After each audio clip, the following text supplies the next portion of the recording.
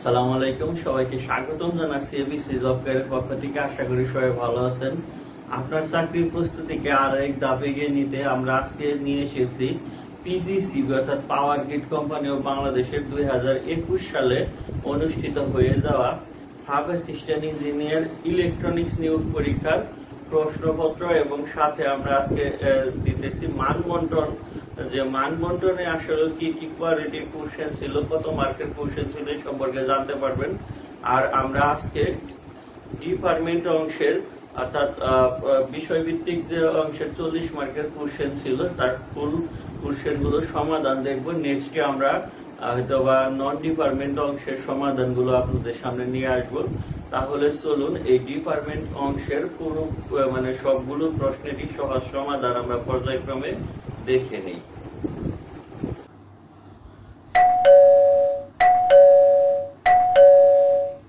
Power grid company of Bangladesh PGCB এর উপসহকারী প্রকৌশলী ইলেকট্রনিক্স নিয়োগ পরীক্ষা 2021। পরীক্ষার তারিখ ছিল 1/1/2021, কেন্দ্র বুয়েট, সময় 1 ঘন্টা, পূর্ণমান 100। আজকে আমরা এই ডিপার্টমেন্ট পার্টের সলিউশন এবং মার্ক ডিস্ট্রিবিউশন সম্পর্কে জানবো।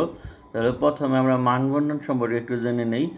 নন ডিপার্টমেন্ট অংশ থেকে ছিল 50 মার্কের 50টি এমসিকিউ, বাংলার থেকে 5 40টি এমসিকিউ ছিল আর কি। বাংলার থেকে 5, ইংলিশ থেকে 5, ম্যাথ বা অ্যানালাইটিক্যাল অর্থাৎ গণিত এরকম 10টি কোশ্চেন ছিল, 2 মার্ক করে, টোটাল 20 মার্ক। আর জেনারেল নলেজ থেকে ছিল 20টি কোশ্চেন 20 মার্কের। এই টোটাল এইখানে 50 মার্কের নন ডিপার্টমেন্ট অংশ থেকে ছিল। আর পাওয়ার সেক্টর থেকে ছিল 10টি কোশ্চেন 10 মার্ক আর কি।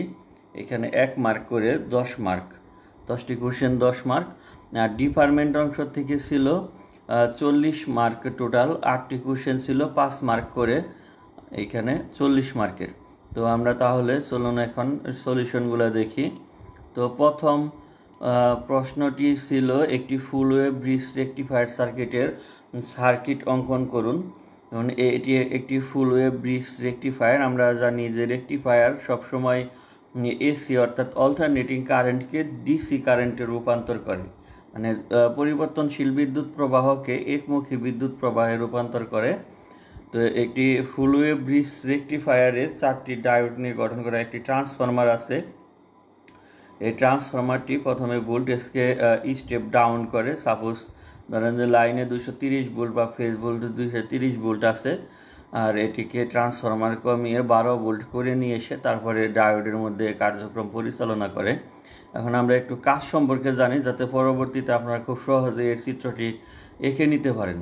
যেমন এইখানে দেখেন যে এটি একটি এসি সিগন্যাল।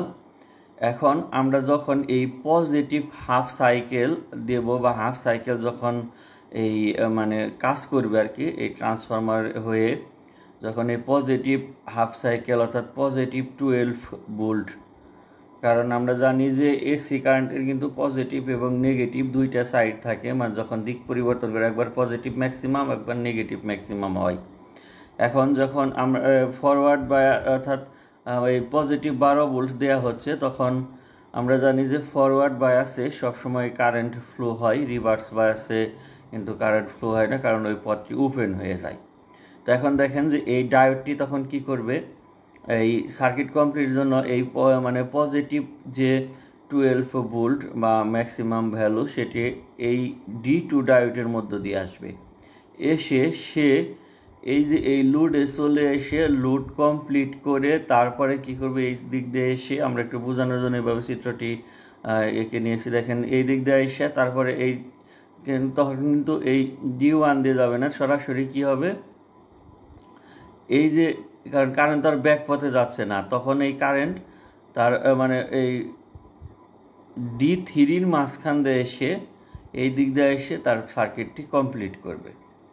তার দেখেন যে এইখানে কিন্তু আমরা এই পজিটিভ হাফ সাইকেলের জন্য কি পেলাম, D2 এবং D3-র কার্যক্রম, তখন আমরা এই হাফ সাইকেল পাচ্ছি। আবার যখন নেগেটিভ দিচ্ছি দেখেন তখন কিন্তু এই পজিটিভ প্রান্ত ডায়োডের আর নেগেটিভ প্রান্ত মিলে এখানে রিভার্স বায়াস হয়ে যাচ্ছে D2, তার তখন ফরওয়ার্ড বায়াস হচ্ছে নেগেটিভ, আর D1 ডায়োডের নেগেটিভ এটা মিলে এই দিক দিয়ে এসে এই দিক দিয়ে এসে তারপরে এই দিক দিয়ে RL হয়ে আবার কি হবে, এই D2-র মাঝখান দিয়ে গিয়ে এই যে D4-এর মাঝখান দিয়ে গিয়ে তারপরে এই সার্কিট কমপ্লিট করবে।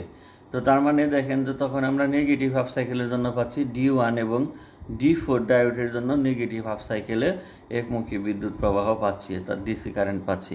এভাবে এই ডায়োডটি অনবরত কাজ করতে থাকে। আর আমরা এই ফিল্টারিং সার্কিটটা দিয়েছি এই ক্যাপাসিটর। আমরা জানি যে এই ক্যাপাসিটরের মধ্যে দিয়ে কখনোই ডিসি কারেন্ট ফ্লো হবে না, কারণ 1/0 হয়ে যাচ্ছে, যেহেতু আমরা জানি যে মানে ক্যাপাসিটিভ রিঅ্যাক্ট্যান্স মানে অর্থাৎ 1/2 পাই FL, তার মানে ফ্রিকোয়েন্সি যেহেতু ডিসিতে নাই, তার মানে 1/0 মানে ইনফিনিটি। অর্থাৎ এই ফিল্টারিং সার্কিট সংযুক্ত করার অর্থ হলো যদি কোনো এসি কারেন্ট থাকে তাহলে এসির ক্ষেত্রে যেহেতু এই ক্যাপাসিটর দিয়ে কারেন্ট ফ্লো হয়, তার মানে এই এসি কারেন্টটুকু ক্যাপাসিটরের মধ্যে দিয়ে চলে যাবে, আমরা এই লোডে একদমই পিওর ডিসি পাবো।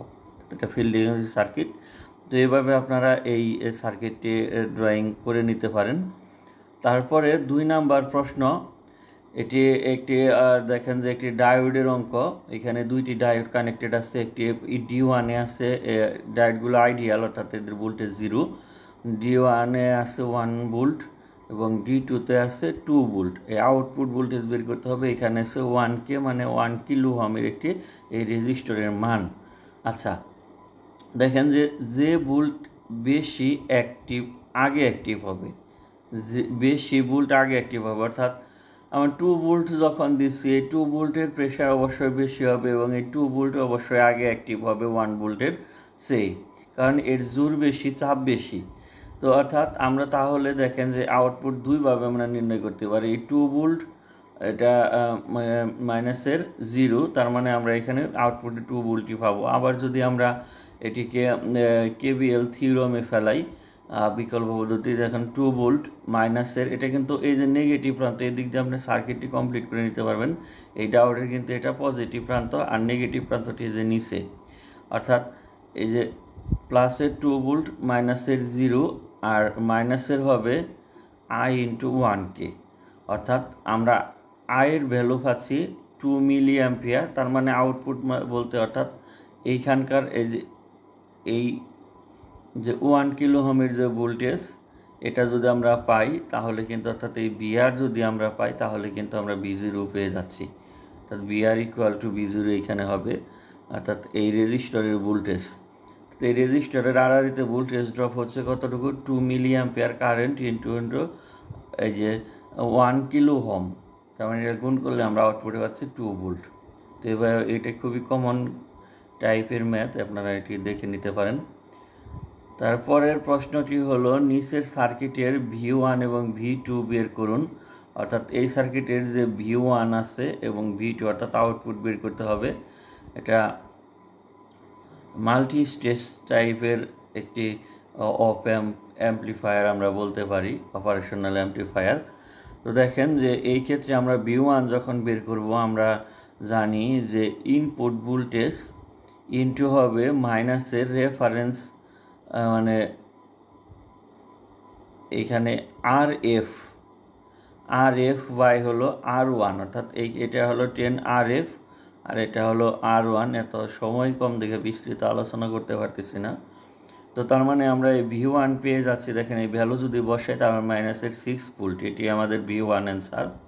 আবার V2-র ক্ষেত্রে দেখেন এই V1 কিন্তু তখন ইনপুট ভোল্টেজ হয়ে যাচ্ছে, V1 প্লাসের এখানে 2টি লাইন আছে, এখানে কত এই 2 ভোল্ট, অর্থাৎ এই 2টি আমাকে কিন্তু গণনায় নিয়ে আসতে হবে V2-র ক্ষেত্রে। তার মানে V2 আমরা যখন পাবো যে এইখানে এই ভিউ ইনপুট মানে V1-এর তখন কিন্তু এই Vin হয়ে যাচ্ছে এই V1 এবং আপনার এই যে 2 ভোল্ট এটি কিন্তু V1, আবার এই যে এই V1 এটি কিন্তু V1, মানে এইখানে আমরা কি পাচ্ছি তখন 2টা ইনপুট পাচ্ছি।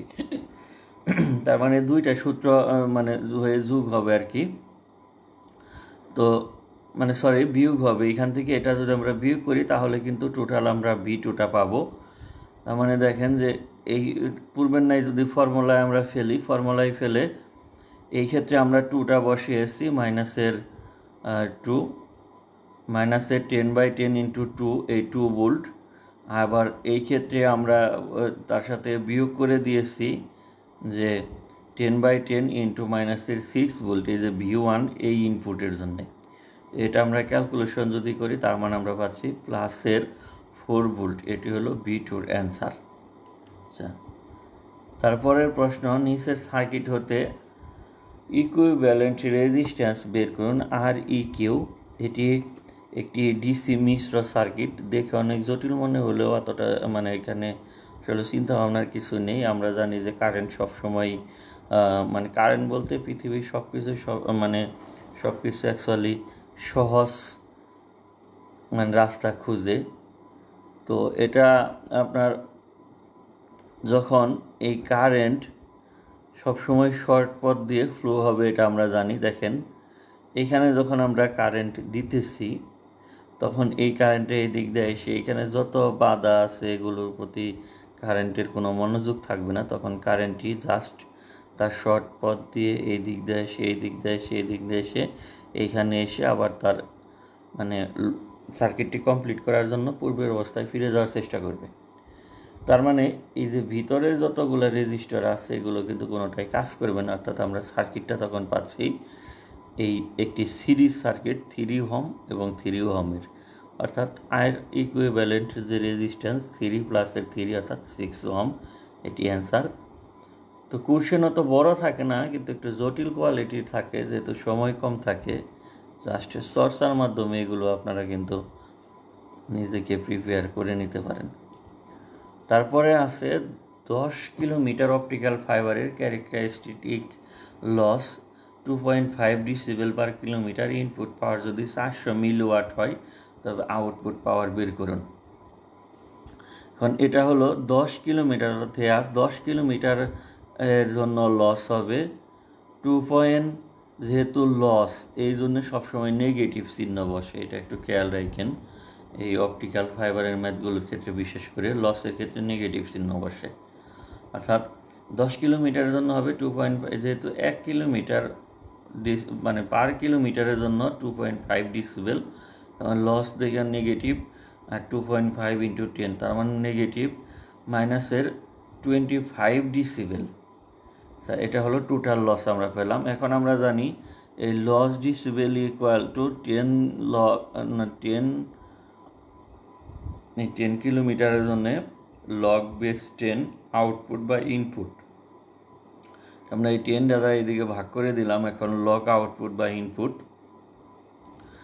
এইখানে লগ দ্বারা যদি আমরা ভাগ করি, যেহেতু 10 বেস লগ, তার মানে আমরা আরেকটা 10 পাচ্ছি এইখানে। আর উপরে যে লস ডিসিবেল পার 10, অর্থাৎ ডিসিবেলের লসের পরিমাণ বা 10, যেহেতু ডিসিবেল আমাদের বের করে, ডিসিবেল মানে 10।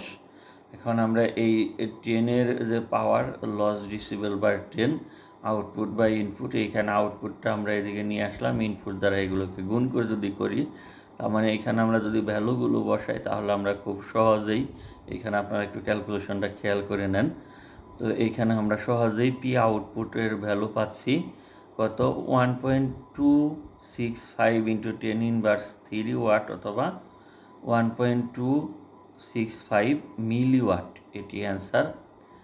তার পরের প্রশ্নটি দেখুন যে একটি ডেল্টা স্টার ট্রান্সফরমার, অর্থাৎ এটা স্বাভাবিক ট্রান্সফরমার এরকমই হয়, কারণ এই ডেল্টা স্টার মানে হলো ইনপুটে ডেল্টা কানেকশন 3 ফেজটাকে, আউটপুটে star connected 3 phase plus 1 neutral. তো এটি ট্রান্সফরমারের একটা বেসিক ধর্ম, জাস্ট আপনাকে একটু পেছে ফালানোর জন্য হয়তো বা এই ধরনের কোশ্চেন করেছে। ওয়াই প্রান্ত ব্যালেন্স লোডে সংযুক্ত। আচ্ছা ঠিক আছে, ইনপুট প্রাইমারিতে 11,000 ভোল্ট অর্থাৎ 11 কেবি, 11/0.4 কেবি ট্রান্সফরমার, এটি বোঝা যাচ্ছে। ওয়াই প্রান্তে line voltage 0.4, primary current 5 ampere হলে সেকেন্ডারি প্রান্তে কারেন্ট কত? তার মানে এটা খুব সহজ, BP/VS ইকুয়াল টু IS/IP, অর্থাৎ কারেন্টের সাথে ভোল্টেজ উল্টানুপাতিক সম্পর্ক আমরা জানি এসি সার্কিটের ক্ষেত্রে। তো আমরা এই ফর্মটা বা এই রেশিওটা, এখানে যে রেশিওর সূত্র এটা বসে নিলাম। এখানে যদি আমরা ভ্যালুগুলো বসাই, এই যে ফেজ ভোল্টেজ অর্থাৎ প্রাইমারি বিপি মানে প্রাইমারি ভোল্টেজ 11,000 ভোল্ট, সেকেন্ডারিতে 400 ভোল্ট, এবং আইএস বের করতে হবে, আইপি দেওয়া আছে 5 অ্যাম্পিয়ার। তো এটা আমরা ক্যালকুলেশন করলে অ্যান্সার পাচ্ছি 137.5 অ্যাম্পিয়ার, এটি অ্যান্সার। তারপরে 7 নম্বর প্রশ্নটি, একটি আরএল সিরিজ সার্কিটে রেজিস্ট্যান্স 12 ওহম এবং ইন্ডাকট্যান্স 25 মিলি হেনরি হলে পাওয়ার ফ্যাক্টর নির্ণয় করুন। এটি একটি আরএল সার্কিট, এটি মানে একটি আরএল সার্কিট অর্থাৎ একটি রেজিস্ট্যান্স এবং একটি ইন্ডাক্টরের সমন্বয় সার্কিট। ইন্ডাক্টর মানে এল এর মান এখানে দেওয়া আছে, আমরা জানি যে এক্সএল মানে ইন্ডাকটিভ রিঅ্যাক্ট্যান্স ইকুয়াল টু হলো 2πfl। এখানে ফ্রিকোয়েন্সি কিন্তু 50 হার্টজ উল্লেখ করা আছে।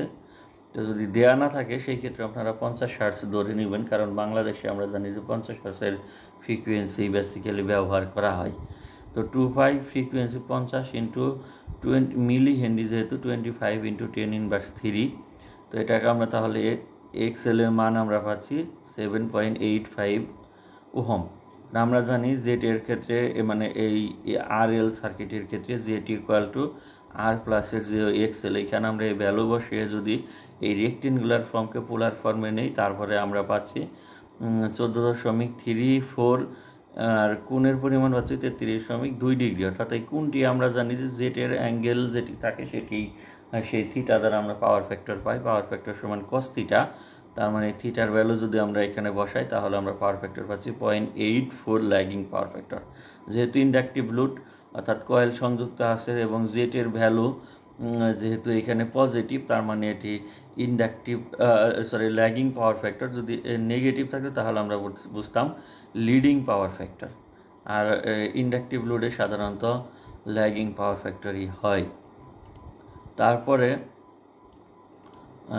8 নাম্বার একটি এএম সিগন্যাল আছে xt 10 cos 100 পাই টিপ equal to sine 300 pi t হলে ডিজিটাল সিগন্যাল প্রসেসিংয়ের জন্য স্যাম্পলিং ফ্রিকোয়েন্সি বের করুন।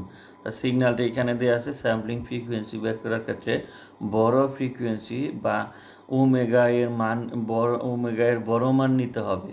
এখানে দেখেন বড় ফ্রিকোয়েন্সিটি কি আছে 300 পাই টি, অর্থাৎ 300 পাই হলো ওমেগা এর মান। স্যাম্পলিং ফ্রিকোয়েন্সি আমরা modulating frequency omega M equal to পাচ্ছি 300 পাই, অর্থাৎ 2πfm ইকুয়াল টু 300 পাই। এখান থেকে আমরা এফএম এর মান পাচ্ছি 150 হার্টজ। অর্থাৎ স্যাম্পলিং ফ্রিকোয়েন্সি অর্থাৎ হলো 2 ইন্টু হবে এফএম মডুলেটিং ফ্রিকোয়েন্সি।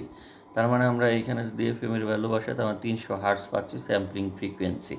তো আমরা সবগুলো প্রশ্নেরই সমাধান দেখলাম। এখানে আশা করি যে প্রশ্ন এইরকমই ছিল, 2-1 ক্ষেত্রে হয়তো বা মানের একটু তারতম্য থাকতে পারে, কিন্তু প্রশ্ন হুবহু আশা করি এরকমই ছিল।